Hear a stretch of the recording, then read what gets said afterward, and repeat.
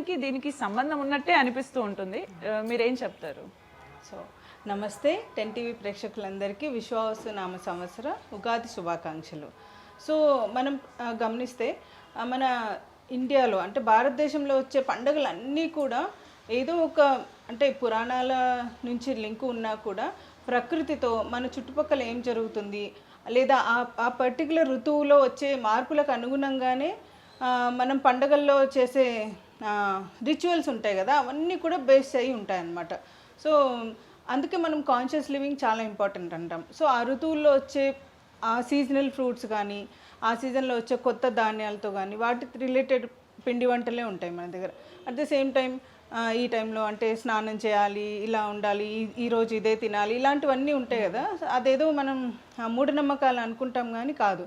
So ప్రకృతిని మన శరీరానికి తగ్గట్టు వచ్చే ప్రకృతిలో వచ్చే మార్పులకు తగ్గట్టు మన శరీరాన్ని కూడా ప్రివెంటివ్ మెజర్మెంట్స్లో ప్రిపేర్ చేస్తాం. మీరు అన్నట్టు వజ్రం లాంటి శరీరం ఎందుకు వస్తుందంటే ఆ ఋతువులో వచ్చే చేంజెస్ తగ్గట్టు మనం కూడా మార్చుకోవాలి మన జీవన శైలి కూడా.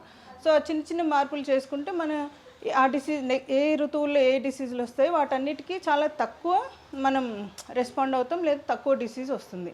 లేదా పర్టికులర్గా ఆయుర్వేదం ప్రకారం ఏవైతే ఉన్నాయో అవన్నీ ఫాలో చేస్తే అసలు చాలా వరకు డిసీజ్ రాకుండా కూడా కాపాడుకుంటాం. సో ఇప్పుడు ఉగాది విషయానికి వస్తే ఉగాదిలో వసంత ఋతువులో వస్తుంది. చైత్రమాసం నుంచి స్టార్ట్ అవుతుంది ఉగాది. ఉగాది అంటే చైత్రమాసం స్టార్టింగ్ రోజు ఉగాది ఉంటుంది. సో ఈ సీజన్లో ఎలా ఉంటుంది, ప్రకృతి చాలా పచ్చగా ఉంటుంది, చిగుర్లు తొడిగి ఎక్కడైనా పువ్వులతోని చాలా అంటే ఇది indicates that rejuvenation of the ప్రకృతి అండ్ గ్రోత్ ఆఫ్ ద ప్రకృతి. సో అలా ఉంటుంది. సో షడ్రుచులు అని చెప్పాము కదా మనం. సో ఉగాది పచ్చళ్ళలో షడ్రుచులు ఉంటాయి. అది కూడా మనం ఆ షడ్రుచులు మనం అన్నంలో కూడా ఒక ఆర్డర్లో తినాలి. ఓకే. సో షడ్రుచులు ఆర్డర్ డాక్టర్ సత్యదీప చెప్తారు. సో దాని ఇంపార్టెన్స్ కూడా తను చెప్తారు. షడ్రుచులు దానికి ఏమైనా ఉందా మ్యామ్? సీక్వెన్స్ అనేది మ్యామ్ చెప్తున్నారు, దానికి ఏదైనా పేరు పర్టికులర్గా ఉందా? అంటే షడ్రుచులు అంటే 6 రుచులు కదా, దాంట్లో సీక్వెన్స్ ఒకటి ఉంది మనం ఫాలో అవ్వాల్సింది. నేను ఫస్ట్ జనరల్గా ఏంటి ఆ షడ్రుచులు అనేది చెప్తాను.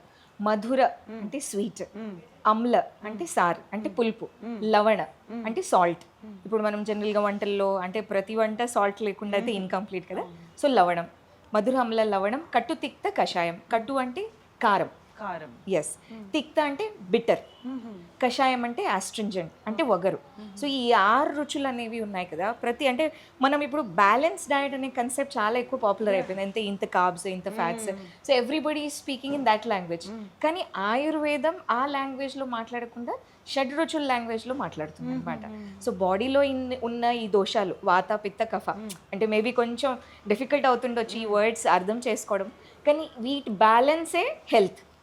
That is what Ayurveda speaks about. So ఈ షడ్రుచులు ఒక పర్టికులర్ సీక్వెన్స్లో, ఒక పర్టికులర్ క్వాంటిటీలో, ఒక పర్టికులర్ సీజన్లో ఎలా అయితే తీసుకోవాలి దాని గురించి ప్రాపర్గా డీటెయిల్గా చెప్పారు. సో ఈ సీజన్లో కూడా మనం ఎలా అయితే అంటే మనం ఒక ఉగాది పచ్చడి తయారు చేస్తాం కదా, దాంట్లో కూడా ఈ షడ్రుచులు ఉండాలి. ఉంటేనే అది ఒక కంప్లీట్ డ్రింక్ అనమాట.